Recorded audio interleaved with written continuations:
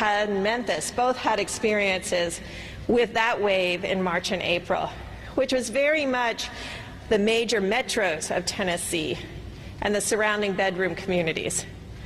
This spread, however, is equally across the state into rural areas, peri-urban areas, small cities, and of course your major metros. And that is what has been the most concerning to us, is to watch that broad spread across the state, very similar to what they experienced across our southern United States.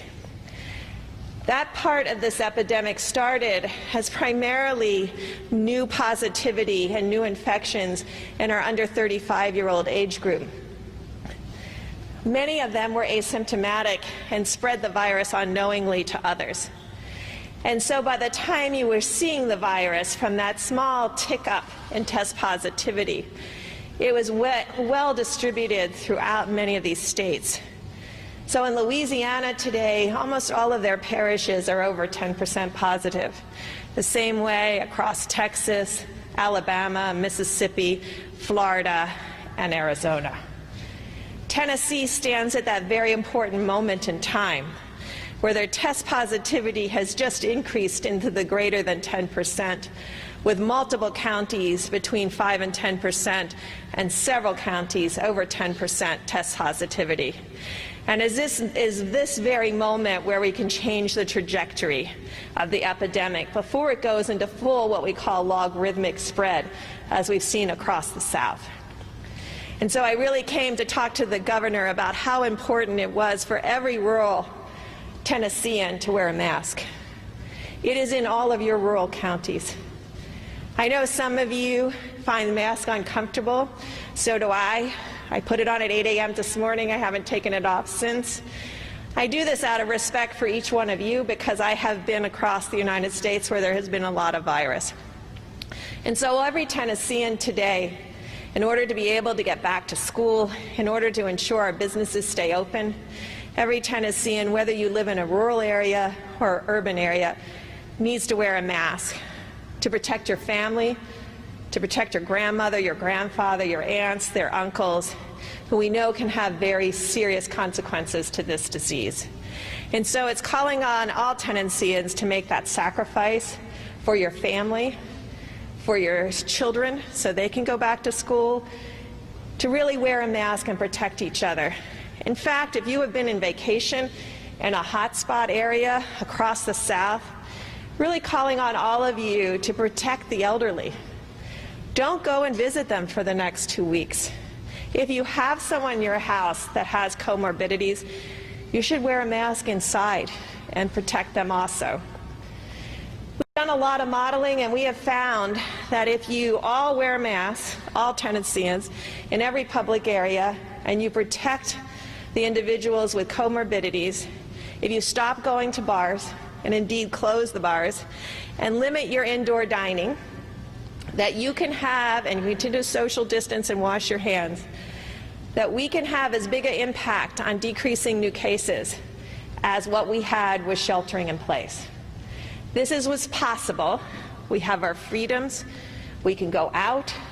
We can socially distance in specific restaurants and be distanced from one another and protect one another. And we can have SEC football if together we decrease the case numbers. And so Tennessee is at that inflection point. And we wanted to come here and talk to the governor and his staff and incredible Tennesseans that have led through so many other issues, and the mayor of Nashville, to really appeal to every Tennessean to wear a mask, particularly rural mayors. If every rural mayor could mandate mask wearing, the virus is there. You may not see it today because it may still be in young people, but it's spreading. And it will hit your nursing homes, and it will hit those that have serious consequences to this virus. We know who those individuals are. People who have trouble with weight, people who have diabetes, people who have hypertension, people who have chronic lung, renal, and heart disease. We have many Tennesseans that suffer from those issues, and it's our moment in time to protect them. And we can change the future of this virus in this state today. We continue to social distance if every mayor throughout this great state would mandate masks, close the bars, and substantially increase indoor dining distancing, together we can get through this. So I will stop there, take questions.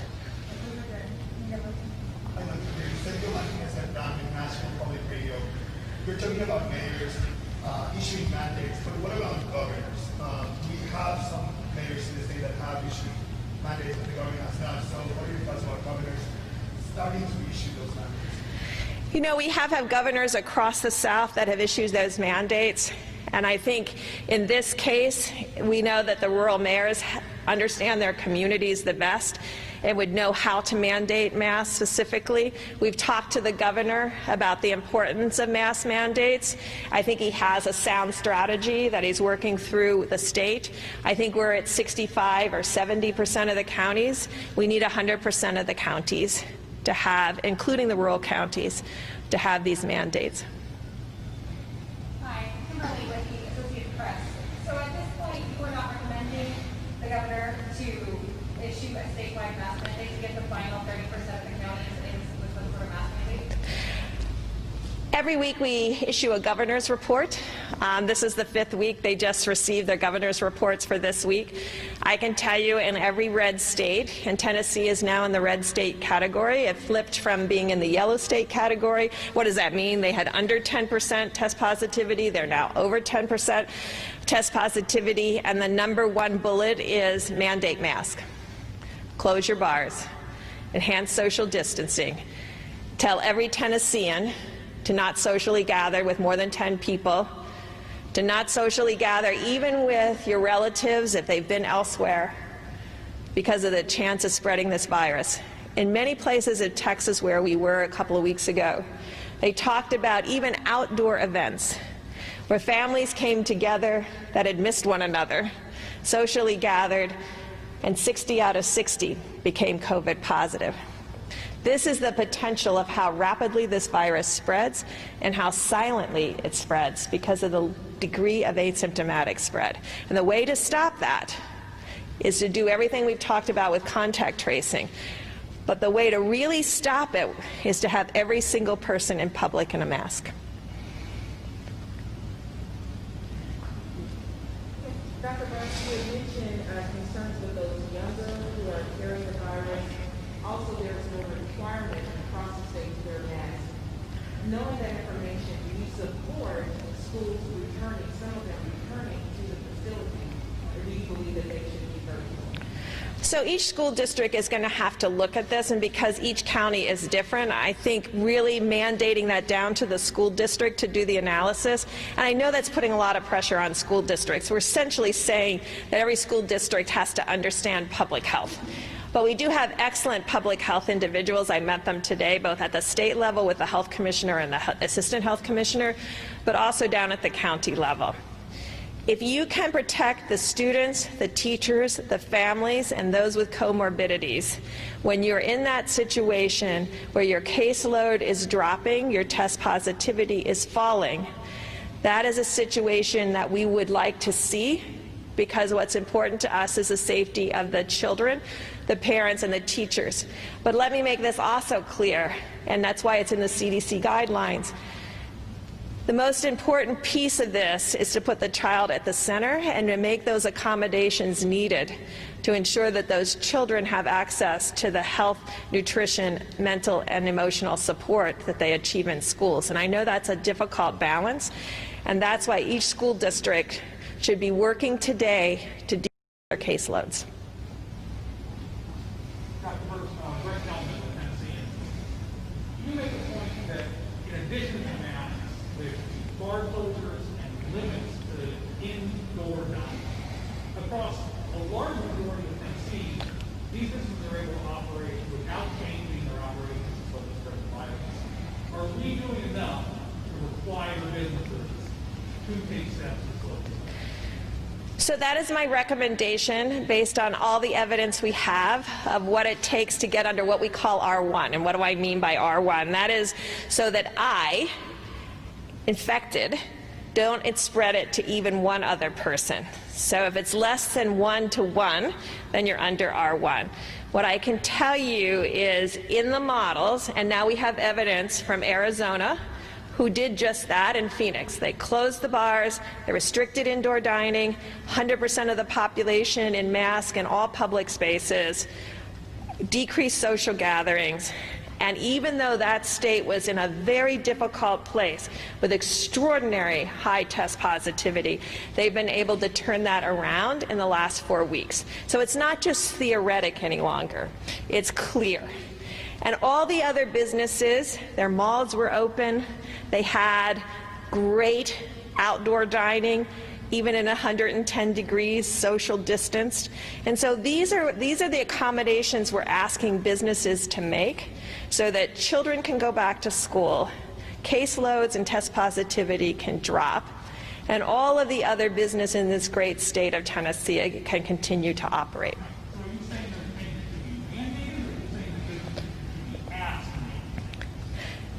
We have put it in the guidelines as this is our recommendation at the federal level based on science and evidence of what we think will have the greatest impact on saving more Tennessean lives and decreasing the spread of this virus.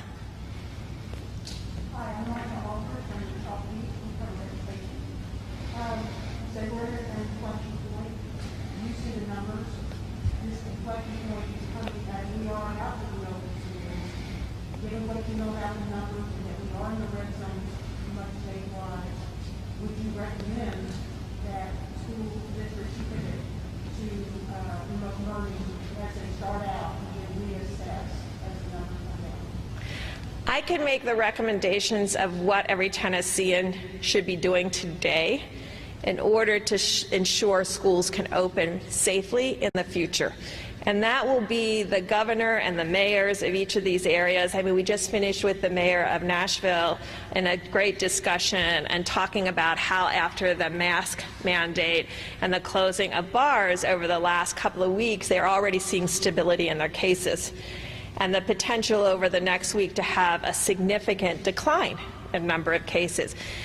So I guess it's really important to really convey that we're asking everybody to make a personal sacrifice of responsibility to one another to really decrease these caseloads by doing these recommendations. I would like to believe that us saying that there's science and principle and evidence behind it, that should be good enough for every Tennessean to follow, and I know the governor feels that way and wants to, I mean, I don't think he has anything against mandating if he can't get Tennesseans through this recommendations to follow each of this so the schools can reopen safely. Recommendation to do all of those things so that schools can open safely and get these cases down. All the cities that we listed as some of the hotspots around the country, as for Nashville in particular, might be considered a more likely place for tourists. What would you say could be done more to help communicate, the role that tourists play when they come to visit? Yeah, I think that's a really good question, and I think that's why last week President Trump made it clear that he thinks people should wear masks. I think he's seen the evidence now from Missouri, and I know you all know the Missouri evidence. It's very personal to me because it was in a beauty salon.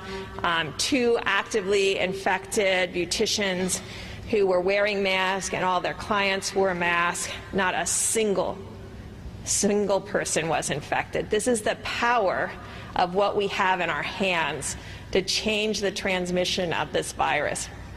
But it does take tourists, and whether you're a Tennessean going to Myrtle Beach or Mobile or someplace in Florida, you need to take masks and do those precautions when you're out of your house. And for visitors that come to Tennessee, they need to do the same. Out of respect for every Tennessean, we've worn the mask the entire time we are here. You have one more question. You said the masks definitely scientifically proven. Do you think a statewide mask mandate would be necessary? I've been to rural areas, Birx, and people in the rural areas just are not taking it very seriously. Going to supermarkets, I've seen about 60% of the people there not wearing masks. Well, I hope if they're a Trump supporter and they live in rural Tennessee and they heard the president say last week that he thinks masks are important, and he said that several times last week in each of his briefings, that they're hearing that. And I hope the local mayors are hearing that, because this virus, and I want to be totally transparent, is spreading in rural Tennessee. And so people in rural Tennessee do not have to come to Nashville or Memphis or another large city in Tennessee to become infected. They can become infected in rural Tennessee. What concerned me during our meeting with the healthcare providers is one of the nursing home providers who has nursing homes in some of the rural areas of Tennessee was talking about the significant number of cases that are now in those nursing homes when there were none. And when there were none, it means the virus came in from somewhere, which means it came in through the community. And so we all know how vulnerable our Tennesseans are that are in nursing homes. And I hope out of respect for them and for getting our children back to school across America, that people will heed what the president has asked, the vice president has asked, your governor and mayors have asked, and hopefully the local mayors will ask, that everybody social distance, wear a mask, and protect those that are most vulnerable. Thank you.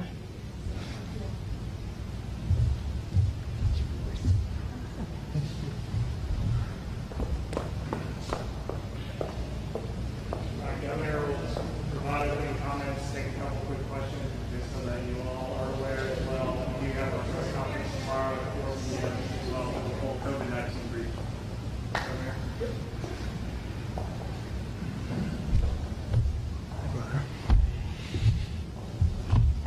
Can they hear me from here, or was she standing in here?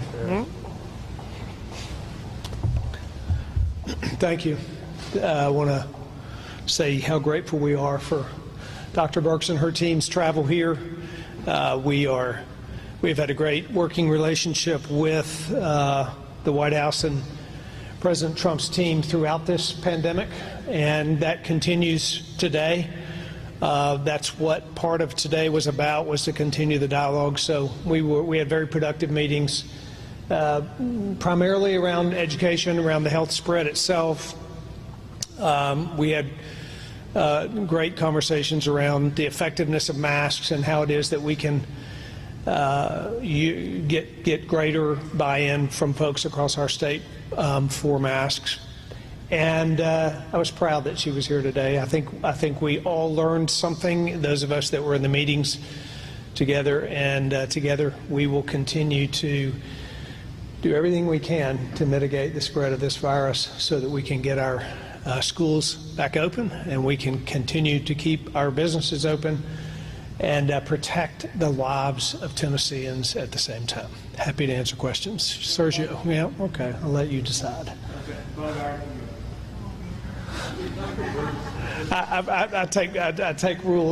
follow rules at the appropriate time. Yes, sir, Chris. Governor, Dr. Birx specifically asked you for a statewide mandate.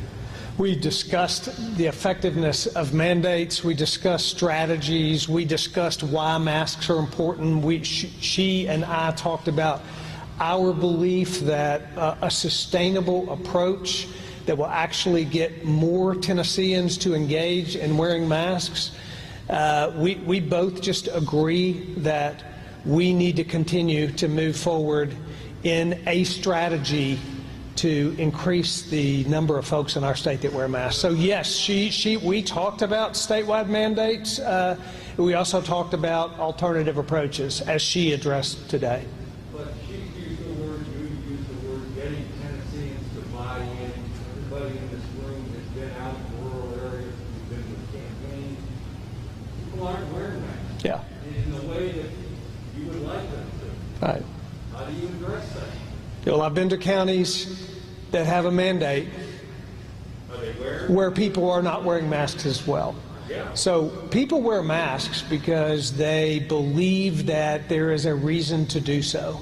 And I believe that they will increasingly understand that as their local officials, for example, advocate for that, as their local health officials advocate for it. As you know, we've just released a new public service announcement that includes UT football players and construction workers and moms and teachers. And when people begin to understand that this will powerfully and productively affect their lives and their livelihoods in a positive way, then they'll do it. And it's not easy, but we're taking this as a very strategically in a very direct manner.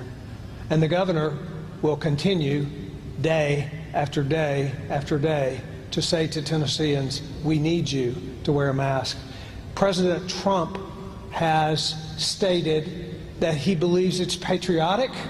He believes that Americans should do it, and I agree with President Trump. Governor Birx has recommended that Tennessee close bars and limit it to 9. Do you plan to close bars and limit it to 9? Yeah, that we don't have that plan right now. Beyond the regions that are currently have restrictions, that's not a plan for us now. We will. I've said from the very beginning of this pandemic that there's nothing off the table. I've also said we're not going to close the economy back down, and we're not going to. But I appreciate their recommendations, and we take them seriously. I think that with regard to businesses opening and closing, those decisions will be made the same as they have been. The 89 counties that our health department operates, that's how those decisions will be made collectively as a group. Back to questions. But first, teachers are saying they feel like there's just too much responsibility on them, especially in areas where there's not a mask requirement. They're having to take a risk. Some of them won't be writing bills. Your response to teachers feeling that too much responsibility is on them and the risk is on them. Yeah, first of all, I commend our teachers who are doing the hard work and particularly figuring out how to do it in the midst of this unusual situation. Tomorrow, as you know, we have a press conference that we will outline we'll have the full press conference committed to our education rollout plan, what we're going to do to protect teachers, what we're going to do to protect children, how it is that we plan to open up safely and to get kids in, to give parents options for in-person learning or online learning, and to make sure that we at least give parents the options to get their kids back into school. So we'll be laying those guidelines out tomorrow.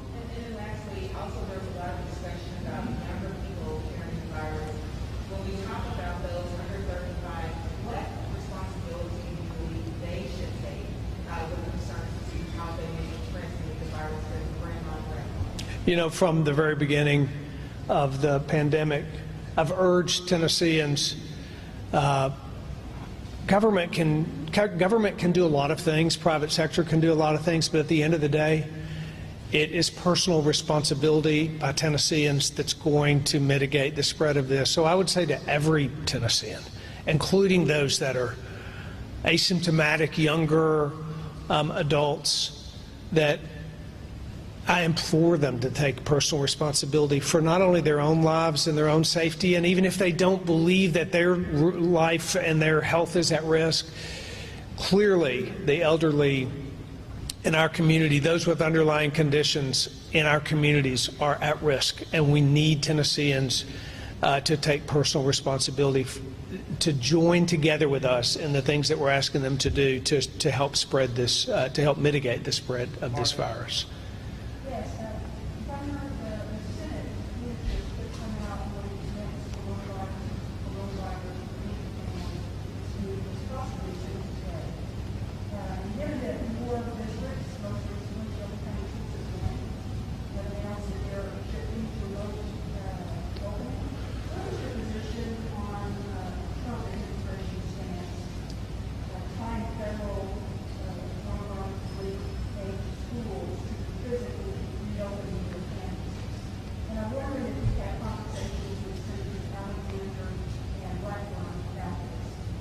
Well, I talk with the senators on a regular basis. We have not talked specifically about the president's conversations around funding for schools, but let me just say this.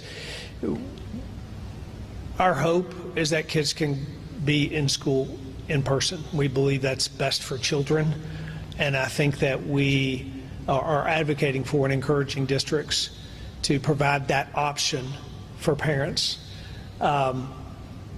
And yes, there'll be another package, and there will be funding associated. There will be funding in that package to help us get schools open. As you know, we've already put $60 million towards educational reopening in this state, and we want to support. We want to support school districts. We want to support teachers. We want to make sure that they can go back safely, and kids can too. So that's going to be our strategy here in Tennessee. And again, we'll be talking much more about that tomorrow. We're going to support every school district in our state, but we do believe that kids should go back in person.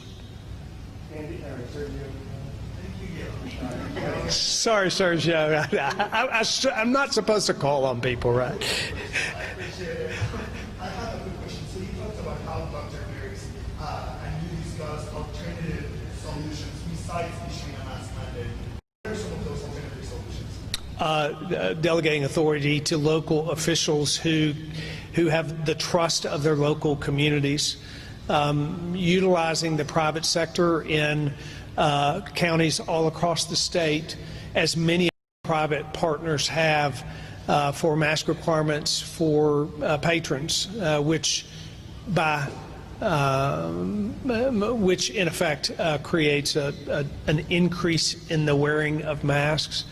Utilizing a public service strategy, PSA strategy statewide to remind folks that of how important this is. So those are all alternative strategies that we spoke with, talked to her about, talked about the effectiveness and sustainability of that approach. And so to follow up on that, I'm wondering, I mean, some might argue that the strategy that the state is implementing right now is not working. We see that some counties and some mayors have refused to issue a mask mandate. How are you going to convince them of doing this eventually? I mean, Dr. Birx talked about the importance of having 100% of county mayor support.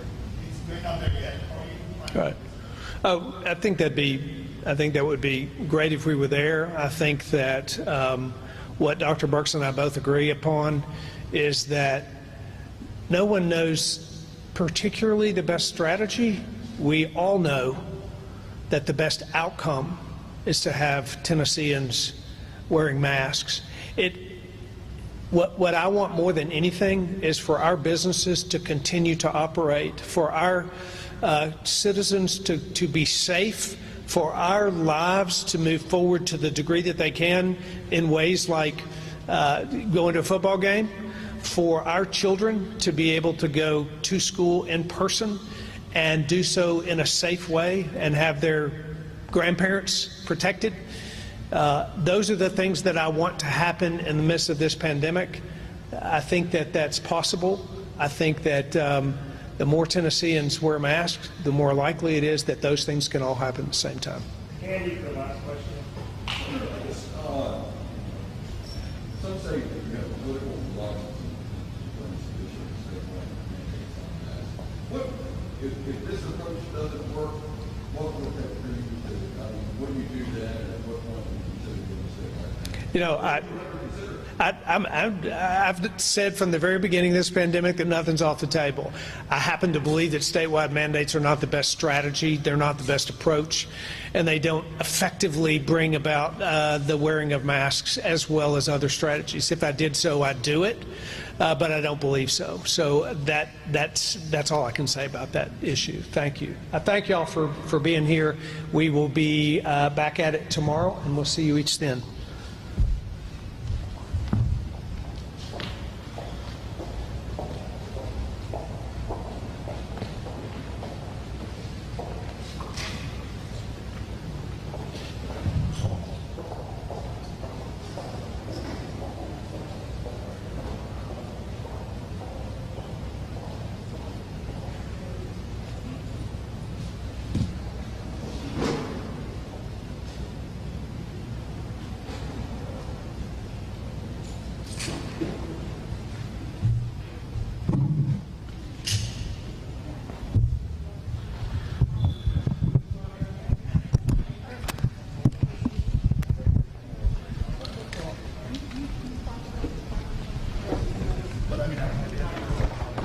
Thank you so much. No problem.